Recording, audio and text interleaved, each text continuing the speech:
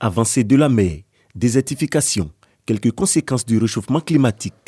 Le sujet préoccupe des parlementaires africains réunis à Abidjan. Le changement climatique est une réalité et c'est une donne qu'il faut prendre en compte dans toutes les politiques, dans tous les programmes et dans tous les projets que nous mettons en œuvre aujourd'hui. Je viens des congés parlementaires dans mon village où ça fait 7 mois, il ne pleut pas. Et les communautés doivent se déplacer. Il est important que j'informe et que je sensibilise ma population sur cette question des effets liés au changement climatique, mais aussi savoir sur toutes ces négociations à travers les fonds qui sont alloués dans nos pays, qu'est-ce qui est réservé aux communautés locales. Vous voyez que tout est déréglé. Parlant même de la pluviométrie, on ne maîtrise plus rien.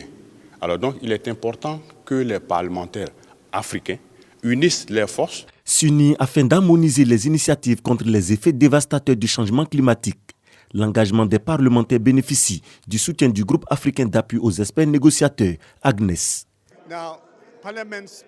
Les parlementaires doivent s'assurer que les engagements que les gouvernements ont pris au plan international et au plan national puissent être effectivement mis en œuvre.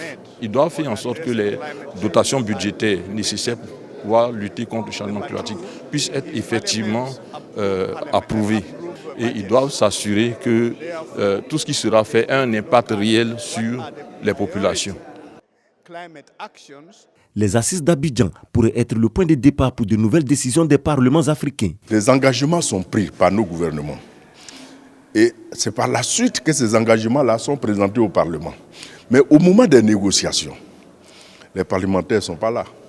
Notre souhait est que aussi, à la fin de ces travaux, nous puissions exprimer cela, de voir que dans les délégations gouvernementales qui vont négocier tous ces accords-là, qu'il y ait des parlementaires pour que nous soyons aussi au départ et non seulement à la fin du processus. Nous allons prendre un certain nombre de résolutions que nous allons transmettre aux différents gouvernements, mais aussi à la coalition sur le changement climatique et le développement en Afrique. Renforcer le rôle des parlements dans la mise en œuvre des engagements nationaux et internationaux en matière de gestion du changement climatique.